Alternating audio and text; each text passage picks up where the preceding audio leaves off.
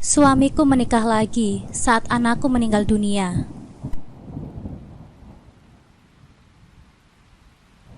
Assalamualaikum sahabat curhatku. Terima kasih sudah datang ke channelku ini. Untuk yang sudah subscribe, semoga rezekinya dilancarkan ya. Amin ya robbal alamin.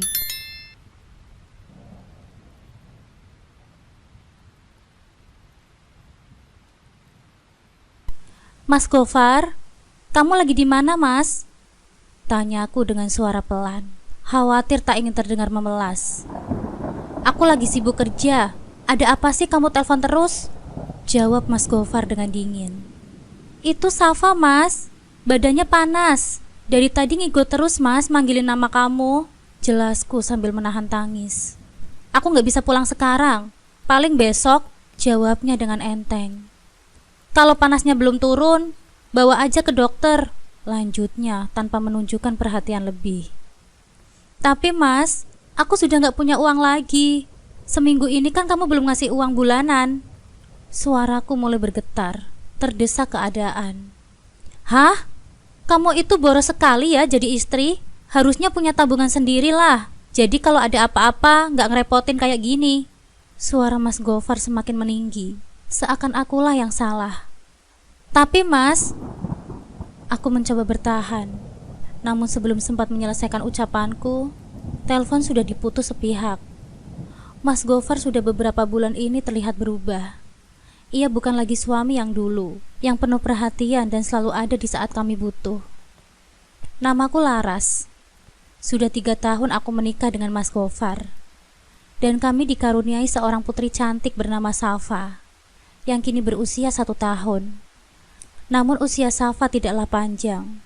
Sampai akhirnya ia meninggalkan aku untuk selamanya, dalam keadaan yang sangat menyakitkan. Aku kembali teringat sejak awal pernikahan. Aku selalu berusaha menjadi istri yang sabar dan tidak banyak menuntut dari Mas Gofar. Aku tahu hidup kami tidak akan selalu mudah, dan aku tidak ingin menambah beban pikirannya. Kami menikah dengan sederhana, tanpa pesta besar, hanya dikelilingi oleh keluarga dekat. Saat itu, aku tak pernah membayangkan bahwa kehidupan setelah menikah akan dipenuhi dengan banyak tantangan, terutama masalah keuangan. Kami tinggal di kontrakan sederhana dengan 2 kamar. Kamar pertama menjadi tempat tidur kami berdua, dan 1 kamar lagi kami kosongkan untuk kebutuhan lainnya di masa depan. Di tengah rumah ada ruang keluarga yang juga kami jadikan ruang tamu. Dapur kecil di sudut ruangan dan kamar mandi sederhana di dalam rumah yang sudah cukup bagiku untuk merasa nyaman. Meski sempit, aku tidak pernah mengeluh. Bagi sebagian orang, hidup di rumah sederhana ini mungkin dianggap kurang. Tapi bagiku, selama kami bisa tinggal bersama, itu sudah lebih dari cukup. Namun akhir-akhir ini aku mulai merasakan sesuatu yang berbeda dari Mas Gofar.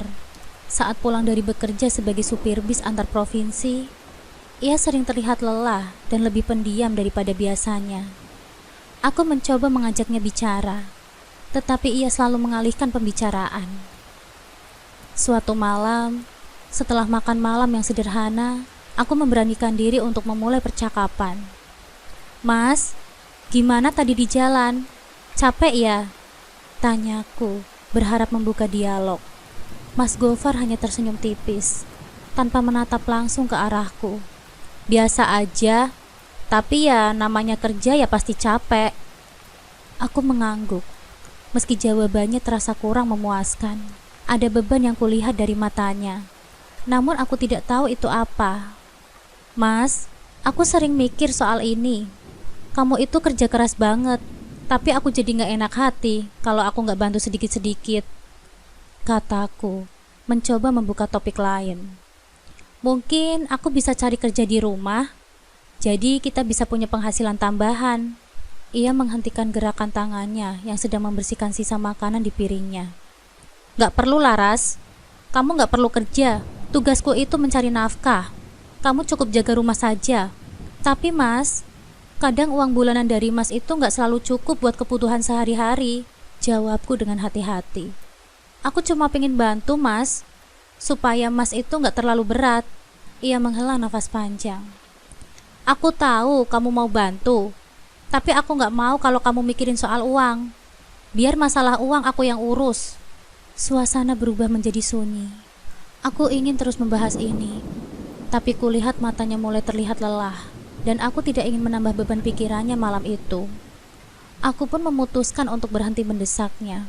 Kalau gitu, ya sudahlah mas. Aku cuma pengen yang terbaik buat kita aja kok, ujarku dengan pelan, mencoba menutup pembicaraan. Malam itu, setelah Mas Gofar tertidur, aku masih terjaga. Pikiranku berkelana, bertanya-tanya kapan masa-masa sulit ini akan berlalu. Bagaimana jika suatu hari nanti, uang yang dibawa Mas Gofar tidak cukup untuk membayar kontrakan? Bagaimana kalau keadaan semakin sulit? Tapi aku tidak ingin merusak harapannya. Aku tahu ia sudah berusaha keras, dan sebagai seorang istri, aku merasa harus mendukungnya tanpa banyak keluhan. Keesokan harinya, Mas Gofar harus berangkat lagi lebih pagi dari biasanya. Aku menyiapkan bekal untuknya, walaupun hanya sekedar nasi dan telur goreng sederhana. Sebelum pergi, ia sempat menatapku dalam-dalam. Aku berdiri di depan pintu, melihatnya berjalan menuju motor bututnya yang sudah menemani perjalanan hariannya bertahun-tahun. Sebuah rasa campur aduk mulai memenuhi hatiku. Rasa cinta, tapi juga khawatir. Dan entah kenapa, sedikit rasa kesepian. Saat pintu menutup, aku kembali ke dalam rumah yang sepi itu, berusaha menata hati. Kehidupan pernikahan memang tidaklah mudah, apalagi harus berjuang sendirian ketika suami jarang ada di rumah. Namun aku tetap meyakinkan diriku bahwa ini semua adalah bagian dari perjalanan panjang kami. Aku hanya harus bertahan sedikit lebih lama, dan berharap semua ini akan berubah menjadi lebih baik. Ketika aku hamil anak pertama, kebahagiaan memang memenuhi hati kami. Namun di balik kebahagiaan itu, ada tanggung jawab dan tekanan yang ikut menyertai. Mas Gofar mulai sering pulang larut malam dengan wajah yang lelah. Pikirannya penuh dengan kekhawatiran. Aku tahu, saat bayi kami lahir nanti, banyak hal yang akan berubah, terutama soal kebutuhan. Dari sini, aku bisa merasakan bagaimana Mas Gofar mulai tertekan oleh tuntutan yang terus meningkat. Suatu sore, aku sedang duduk di ruang keluarga sambil mengelus perutku yang semakin membesar. Ruangan terasa sepi tanpa suara Mas Gofar yang biasanya penuh canda saat pulang bekerja. Ketika ia masuk ke dalam rumah, wajahnya terlihat lelah dan cemas, jauh berbeda dari biasanya. "Mas, kamu kenapa? Kelihatannya kok capek banget?" tanyaku dengan lembut, berharap bisa mengurangi sedikit beban di pikirannya. Mas Gofar menghela nafas panjang sebelum duduk di sampingku. "Aku gak apa-apa kok Laras, semuanya kayak semakin berat. Aku bingung mikirin biaya rumah sakit nanti buat lahiran. Belum lagi kebutuhan bayi kita. Aku gak bisa berhenti mikirin itu semua." Aku menatapnya dengan penuh perhatian, lalu mengangguk pelan. "Aku mengerti mas, tapi jangan khawatir ya. Kita pasti bisa melewatinya. Rezeki anak itu pasti ada jalannya mas. Insya Allah." Ia mengangguk, tapi tetap saja aku bisa melihat ketidakpastian di matanya. "Aku cuma takut gak bisa kasih yang terbaik buat kamu dan bayi kita. Kerjaan supir bis gini, kadang dapat penghasilan, kadang juga enggak. Aku cuma pengen kamu dan bayi kita nanti hidup dengan lebih baik." Aku mengulurkan tanganku, menggenggam jemari Mas Gofar yang terasa kasar. "Mas, selama ini kan kamu sudah berusaha keras. Aku tahu itu kok. Kamu gak perlu khawatir ya. Aku selalu bersyukur punya kamu. Apapun yang terjadi, kita hadapi bareng-bareng ya mas." Mas Gofar tersenyum tipis, meski aku tahu dalam hatinya masih bergulat dengan kekhawatiran. "Aku cuma gak mau bikin kamu susah Laras. Apalagi nanti kalau bayi kita sudah lahir. Aku pengen kamu fokus menjaga bayi kita, biar aku yang mikirin yang lainnya." Aku membalas senyumannya dengan hangat. "Mas, kita ini kan keluarga. Aku tahu kamu kerja keras buat kita, dan aku pun akan membantu semampu aku mas. Jangan khawatir ya, kita pasti bisa kok. Yang terpenting kita selalu bersama mas." Malam itu, Ketika Mas Gofar mulai beristirahat di kamar, aku duduk sendirian di ruang keluarga, memikirkan kata-katanya. Memang benar, setelah bayi kami lahir, tantangan pasti akan berubah. Tapi aku yakin, selama kami tetap kuat dan saling mendukung, semuanya akan baik-baik saja. Aku mengelus perutku dengan lembut. Nanti kalau kamu lahir, Nak, kita akan menghadapi semua ini bersama-sama ya. Kamu akan punya ayah yang hebat, dan kami akan selalu berusaha yang terbaik buat kamu. Di tengah segala kekhawatiran dan tekanan yang datang, satu hal yang pasti, aku dan Mas Gofar akan melakukan apapun demi masa depan bayi kami. Bagaimanapun sulitnya, kami percaya bahwa cinta dan kebersamaan akan menjadikan kekuatan terbesar kami. Waktu terus berlalu, dan akhirnya hari yang kami tunggu-tunggu pun tiba. Malam itu terasa lebih tenang dari biasanya. Angin malam yang masuk melalui jendela sedikit demi sedikit menyejukkan ruangan. Sementara cahaya bulan redup menyinari kamar kami yang sempit. Aku berbaring di tempat tidur, mencoba mengatur nafas yang semakin berat. Perutku semakin besar, dan dengan usia kandunganku yang sudah mendekati waktunya, aku mulai merasakan ketidaknyamanan yang lebih dari biasanya. Awalnya, hanya sedikit nyeri yang terasa di bagian bawah perutku. Aku pikir itu hanya kontraksi palsu seperti yang pernah kualami sebelumnya. Namun lambat laun, rasa sakit itu berubah menjadi sesuatu yang lebih tajam dan tak terelakkan. Seiring berjalannya waktu, kontraksi itu semakin kuat, seolah setiap menit berlalu membuat rasa sakit itu menyebar ke seluruh tubuhku. Mungkin ini sudah saatnya, pikirku dalam hati sambil menahan nyeri. Aku menggeliat pelan, mencoba mencari posisi yang lebih nyaman, tapi tidak ada satupun yang terasa lebih baik. Sakitnya datang seperti gelombang yang menghantam, semakin intens setiap kali datang. Pada awalnya, aku mencoba menahannya dengan gigitan kecil di bibirku. Tapi semakin lama aku tidak bisa lagi menahan diri. Aku mulai mengeluarkan suara pelan, hampir seperti rintihan. Aduh, sakit, gumamku, berusaha tetap tenang meski hatiku mulai panik. Saat kontraksi semakin kuat, aku mulai merasa bahwa ini bukan lagi latihan. Ini sudah waktunya, bayi kita akan segera lahir, pikirku dengan jantung yang berdegup kencang. Aku mengadu sedikit lebih keras kali ini, tak mampu lagi menyembunyikan rasa sakit yang membara. Mas Gofar, yang biasanya tidur nyenyak setelah seharian bekerja, tiba-tiba terbangun karena mendengar suaraku. Laras, kamu kenapa? Suaranya terdengar panik. Matanya yang masih setengah tertutup karena mengantuk langsung terbuka lebar ketika ia menyadari bahwa apa yang sedang terjadi. Astaga, ini sudah waktunya ya? Aku hanya bisa mengangguk pelan sambil menahan nafas, mencoba menenangkan diriku di tengah rasa sakit yang semakin tak terkendali. Melihat kondisiku, Mas Gofar segera terbangun dari tempat tidurnya. Hampir tersandung meja kecil di sudut ruangan saat ia bergegas menyalakan lampu. Sebentar ya, aku ambilkan tasmu, katanya dengan panik. Hampir tidak tahu harus melakukan apa dulu. Ia meraih tas bayi yang sudah kami siapkan sejak beberapa minggu yang lalu, lengkap dengan baju-baju kecil, selimut, dan keperluan untuk melahirkan. Namun meskipun kami sudah menyiapkan segalanya, tidak ada yang bisa benar-benar mempersiapkan kami untuk momen seperti ini. Saat itu, kontraksi semakin sering datang, tidak memberi jeda bagiku untuk menarik nafas lega. Setiap gelombang rasa sakit terasa semakin kuat, dan aku hanya bisa meremas lengan tempat tidur dengan tangan yang gemetar. Mas, tolong cepat mas, ucapku dengan nada terengah-engah.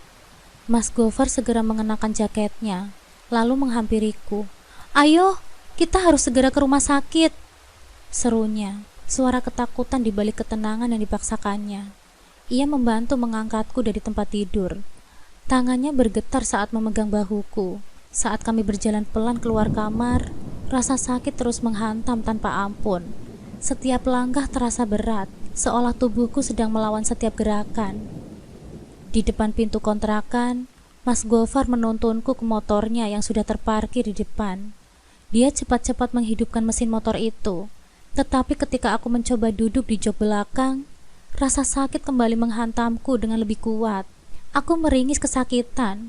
memegang perutku yang semakin kencang. Mas, aku gak kuat mas, kataku dengan suara lemah. Terlalu sakit. Melihat keadaanku, Mas Gofar akhirnya memutuskan untuk menelpon taksi daripada mengambil resiko dengan motornya. Beruntung, taksi segera datang. Saat kami meluncur ke rumah sakit, suasana di dalam mobil terasa sunyi. Hanya suara detak jantungku yang berdegup kencang dan tarikan nafasku yang tak teratur. Aku mencoba menenangkan diriku, meskipun rasanya seperti ada sesuatu yang mendesak keluar. Setiap kali kontraksi datang, aku menggenggam erat lengan Mas Gofar, berusaha menahan diri agar tidak berteriak. Mataku sesekali melirik ke arah jam di dashboard mobil. Waktu terus berjalan dengan lambat, seolah setiap detik menjadi lebih panjang dari sebelumnya. Tenang ya sayang, kita sebentar lagi akan sampai kok, bisik Mas Gofar, meski suaranya terdengar penuh ketegangan. Keringat dingin mulai mengalir di dahinya. Ini pertama kalinya kami mengalami sesuatu seperti ini, dan aku bisa merasakan kepanikan dalam setiap gerakannya. Begitu sampai di rumah sakit, petugas langsung membawa kursi roda untukku. Aku tak lagi bisa berjalan dengan normal. Rasa sakit ini seolah mengambil alih seluruh tubuhku. Bidan dan perawat segera membawaku ke ruang bersalin. Di sana, aku diperiksa, dan ternyata aku sudah hampir memasuki tahap persalinan aktif. Sudah siap untuk melahirkan, Bu? Kata bidan sambil tersenyum lembut. Namun aku hanya bisa merespon dengan tatapan kosong. Otakku seolah tumpul oleh rasa sakit yang terus menyiksa. Proses persalinan terasa begitu panjang. Padahal, waktu terus berlalu begitu cepat. Kontraksi semakin hebat, dan tubuhku hampir kehilangan semua energiku. Aku mendengar bidan terus memberikan semangat untuk mendorong, tetapi suaranya terdengar jauh. Semua ketakutan yang kumiliki, kucurahkan untuk mengeluarkan bayi kecil yang selama ini telah kubawa dalam perutku. Akhirnya, setelah perjuangan yang panjang, terdengar suara tangisan nyaring memenuhi ruangan. Bayi kami lahir. Air mataku mengalir dengan deras saat bidan dengan hati-hati menaruhkan bayi mungil itu ke dadaku. Mas Gofar yang berdiri di sampingku nampak terdiam. Mata kami berdua bertemu. Dan dalam sekejap, semua rasa sakit yang tadi kurasakan seolah hilang, digantikan oleh kehangatan yang luar biasa. Ini anak kita, Mas, ucapku dengan pelan. Suaraku bergetar.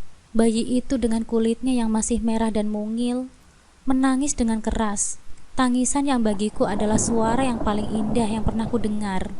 Mas Gofar terisak pelan, menundukkan kepala untuk mencium dahiku dan mengusap lembut pipi bayi kita.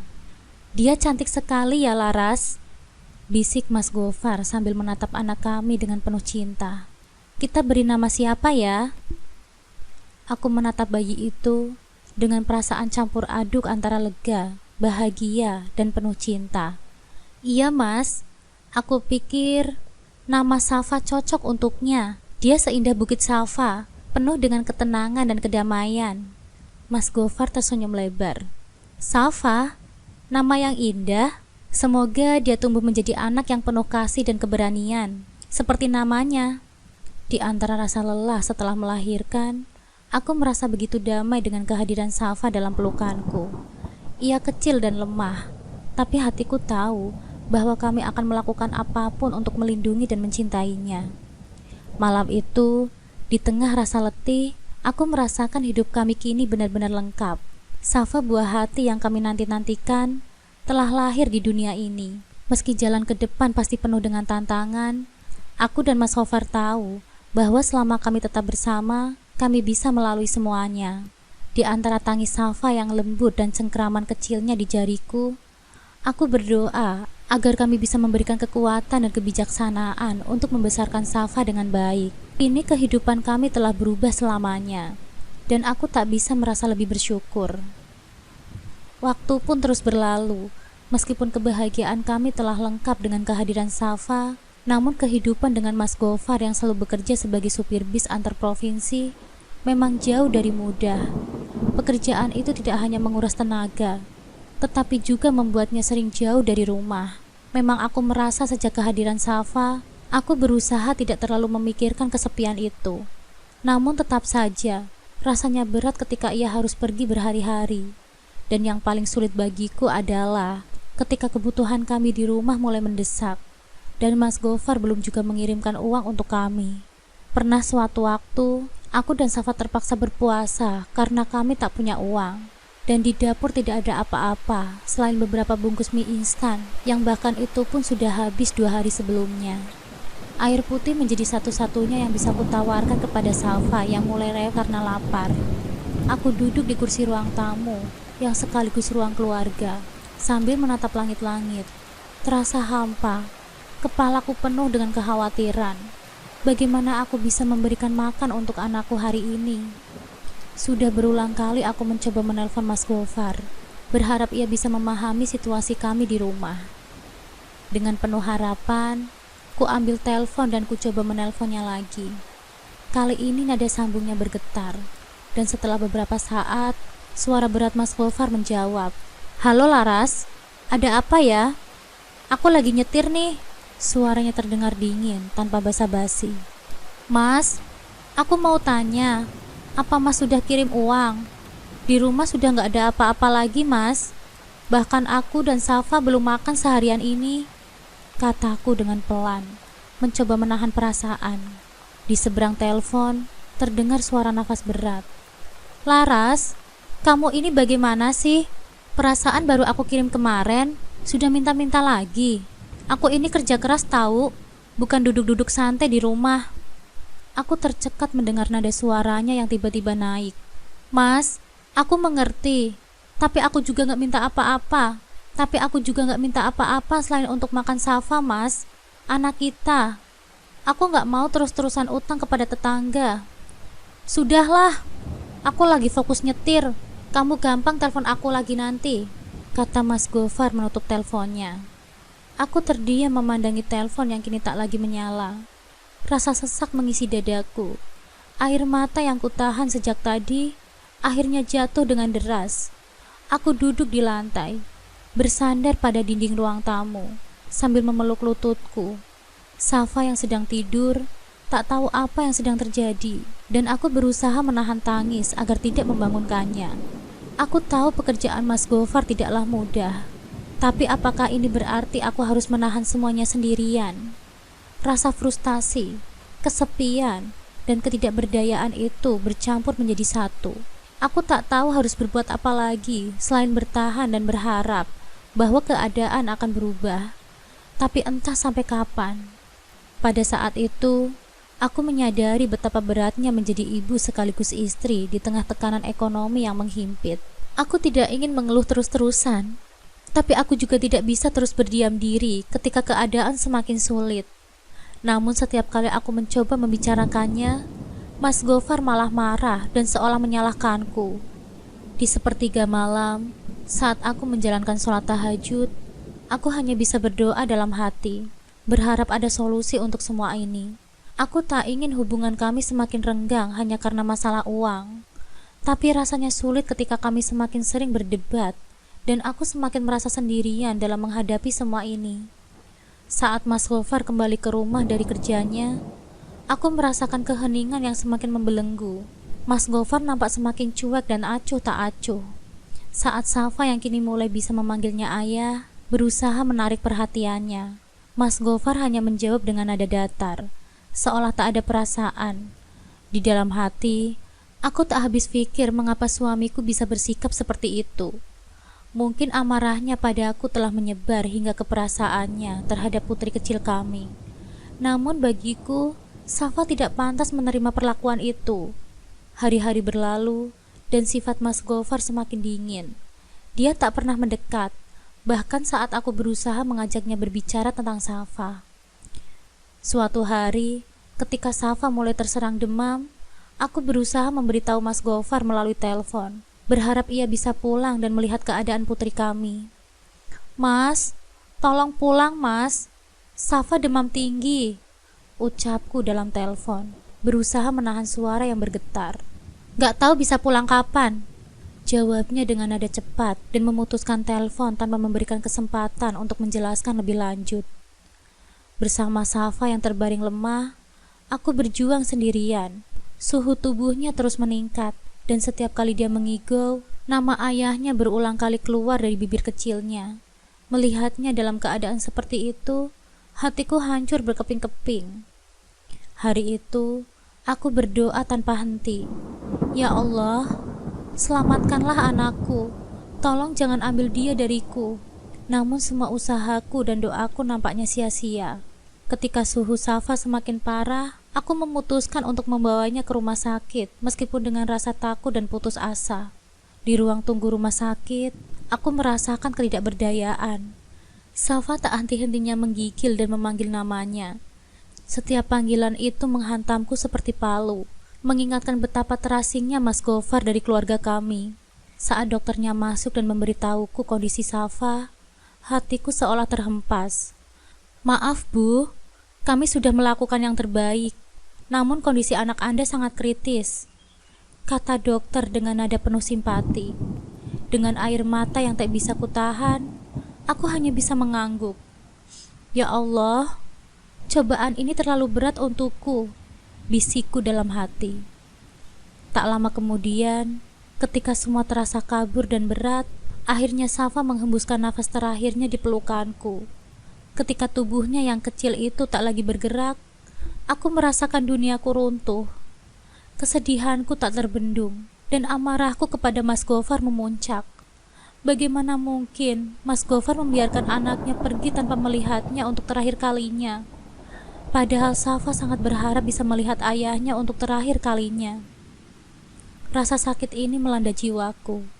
Kesedihan dan kemarahan berbaur menjadi satu. Di saat terpuruk dalam hidupku, di saat aku paling membutuhkan dukungannya, Mas Gofar justru tidak ada di sini. Dia memilih untuk tetap berada jauh, mengabaikan tanggung jawabnya sebagai seorang ayah. Rasanya seperti sebuah pengkhianatan yang tak termaafkan. Mas Gofar akhirnya pulang dan melihat Safa siap dimakamkan. Raut wajahnya tidak menampakkan kesedihan yang mendalam. Seharusnya, sebagai seorang ayah, ia merasakan kehilangan yang mendalam. Melihatnya bersikap dingin justru membuatku semakin curiga. Apa sebenarnya yang terjadi dengan suamiku? Setelah pemakaman Safa, Mas Gofar buru-buru izin untuk pergi bekerja lagi dengan alasan ada target dari tempat kerjanya. Kata-katanya terasa kaku dan tidak meyakinkan. Namun kali ini, aku tak bisa lagi hanya diam. Dengan sepeda motor, aku mengikuti Mas Gofar dari kejauhan. Jantungku berdegup kencang. Perasaanku campur aduk antara cemas dan penasaran. Ketika Mas Gofar berhenti di sebuah rumah yang terasa asing bagiku, seluruh dunia seolah berhenti berputar. Aku menenangkan diri sejenak sebelum mendekati rumah itu. Dari jendela, aku melihat Mas Gofar sedang menggendong seorang anak laki-laki, dan di sebelahnya ada seorang wanita yang sepertinya sebaya denganku. Senyumnya lebar, seolah mereka berbagi momen kebahagiaan yang tak terkatakan. Ketika pintu rumah dibuka oleh wanita itu, aku merasa seolah seluruh tubuhku membeku. Wanita itu dengan percaya diri bertanya, "Ada keperluan apa ya, Mbak?" Kata-katanya menusuk hatiku seperti pisau yang tajam. "Oh, enggak, Mbak. Aku hanya ingin bertanya, apa benar ini rumahnya Mas Gofar?" Tanyaku, suaraku bergetar. "Iya, Mbak. Benar, dia suamiku. Kebetulan dia ada di rumah, masih bermain dengan anaknya," jawabnya sambil tersenyum, seolah semuanya wajar-wajar saja. "Kalau boleh tahu, nama Mbak siapa ya?" Tanyaku, berusaha menjaga nada suaraku tetap tenang, meskipun jantungku berdegup kencang. "Aku Sally, Mbak. Mbaknya silakan masuk dulu," tawarnya dengan sikap ramah semakin menyakitkan. Tanpa bisa menolak, aku mengikuti Sally masuk ke dalam rumah. Begitu aku duduk di kursi yang disediakan, suasana terasa semakin tegang. Tapi senyum Sally yang manis dan suasana hangat di sekelilingnya justru membuatku merasa semakin terasing. Sally memanggil Mas Gofar, dan saat dia muncul, ekspresi di wajahnya berubah menjadi terkejut saat melihatku duduk di sana. "Laras?" Suaranya tercekat, seolah-olah baru saja melihat hantu. "Mas Gofar? Kamu..." Suaraku lirih, tak bisa menahan air mata yang sudah mulai menggenang. Semuanya terbongkar dalam sekejap. Mas Gofar tidak bisa lagi berbohong. Rasanya seperti dunia di sekitarku runtuh. Dia telah berselingkuh dan menikah siri dengan wanita ini setelah aku melahirkan Safa. Sally ternyata adalah mantan kekasihnya dulu sebelum kami menikah. Dan setelah lama Mas Gofar berhubungan dengan Sally akhirnya hamil. Mas Gofar terpaksa menikahinya. Meskipun pernikahan itu hanya pernikahan siri, karena Mas Gofar belum resmi bercerai denganku. Hubungan mereka ternyata sudah terjalin lama, tepatnya saat aku hamil 9 bulan. Mas Gofar sudah bersenang-senang dengan wanita pelakor itu. Pantas saja uang bulanan yang selama ini seharusnya untukku tak pernah sampai di tanganku. Ternyata ini sebabnya. Aku tidak bisa percaya ini, Mas, tanyaku dengan suara bergetar, berusaha menahan tangis. Kamu tega ya, Mas? Sementara aku di rumah merawat Safa, kamu malah asik berselingkuh dengan wanita ini. Laras, dengarkan dulu. Mas Gofar mencoba menjelaskan, tetapi kata-katanya terputus ketika melihat wajahku yang penuh amarah dan kecewa. Saat itu, aku tidak tahu harus merasakan apa. Kecewa, marah, atau bahkan hancur. Satu perasaan yang mendominasi adalah rasa sakit yang tak tertahankan. Seolah-olah setiap kata dari Sally mengiris hatiku. Dia berdiri di samping Mas Gofar, dengan bangga menunjukkan anak yang sedang digendongnya. Mas Gofar, jadi selama ini kamu telah berbohong padaku. Desisku dalam hati. Rasanya seperti ada yang mencengkram hatiku, membuatku sulit untuk bernafas. Seluruh impian dan harapan yang kubangun bersamanya kini telah hancur. Laras, aku minta maaf. Mas Gofar mencoba meraih tanganku, tetapi aku menarik diri. Jangan sentuh aku, Mas. Kamu sudah mengkhianatiku. Kamu sudah menghancurkan hidupku dan kehidupan Safa, anak kita. Laras, aku tidak bermaksud. Suaranya langsung kupotong. Tidak bermaksud apa, Mas? Teriakku. Suaraku menggema di ruang tamu. Safa sudah tiada, dan kamu masih bisa tersenyum di sini, hidup bahagia dengan wanita lain. Kamu tidak punya hati ya, Mas? Sally terlihat cemas, tetapi aku tidak peduli. Semuanya terasa salah. Seolah-olah setiap pilihan yang kuambil membawa kita ke jalur yang penuh penderitaan. Tidak ada jalan untuk kembali. Dan semua harapan yang kupikir masih ada, kini telah sirna. Setelah kekacauan yang terjadi, aku beranjak berdiri. Tak ingin mendengarkan lagi penjelasan-penjelasan yang tidak berarti.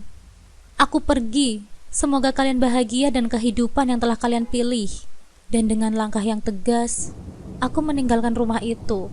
Meninggalkan semua kenangan manis yang kini terasa pahit. Pengkhianatan ini membuatku bangkit dari keterpurukan. Aku harus melanjutkan hidupku, meskipun tanpa mereka. Meskipun hatiku telah remuk, aku berjanji tidak akan membiarkan diriku tersakiti lagi. Mas Gofar meminta maaf, tetapi penyesalan datang terlambat. Setiap kata yang terucap terasa hampa bagiku. Sudah terlalu banyak luka yang dihasilkan oleh pengkhianatannya. Dan hatiku sudah terlalu lelah untuk merasakan kepedihan lebih dalam.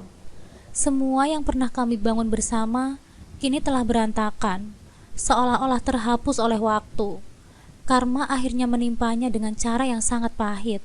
Mas Gofar terlibat dalam kecelakaan bus yang menewaskan beberapa penumpang. Kesalahannya yang fatal membuatnya didakwa sebagai tersangka karena kelalaiannya.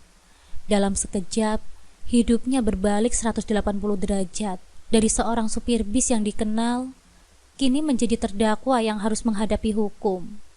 Dalam masa-masa sulitnya di penjara, Sally, wanita yang telah bersamanya, malah memilih untuk pergi. Tak lama setelah berita kecelakaan itu terdengar, aku mendengar kabar bahwa Sally pergi dengan pria lain, meninggalkan Mas Gofar saat ia berada di dalam posisi yang terpuruk dalam hidupnya di dalam penjara.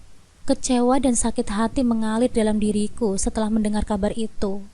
Tetapi di saat yang sama, ada rasa lega. Mas Gofar kini telah merasakan apa yang aku rasakan. Kesehariannya yang tenang, kini berganti dengan jeruji besi. Dan rasanya seolah karma tidak mengenal ampun. Sementara itu, aku memutuskan untuk tidak terpuruk dalam kesedihan. Safa telah pergi, dan aku tidak bisa mengubah apapun yang telah terjadi. Tetapi aku bisa memilih untuk bangkit dari luka ini. Kekuatan untuk melanjutkan hidup datang dari dalam diriku. Dengan tekad yang bulat, aku mulai membangun kembali hidupku. Aku mulai mencari pekerjaan sambil merawat diriku sendiri dan menjaga ingatan Safa di dalam hatiku. Aku mendapatkan pekerjaan di sebuah kafe kecil tidak jauh dari kontrakanku. Meskipun gaji yang kudapatkan tidak seberapa, aku bersyukur bisa kembali beraktivitas dan berinteraksi dengan orang-orang. Setiap senyuman dan tawa yang terucap di kafe itu memberikan warna baru dalam hidupku. Aku belajar untuk menghargai setiap momen kecil dan menemukan kebahagiaan dalam rutinitasku sehari-hari. Dalam perjalanan ini, aku bertemu dengan banyak orang baru yang memberikan dukungan dan semangat. Mereka tidak tahu cerita sedihku, tetapi perhatian dan kebaikan mereka menjadi obat untuk lukaku.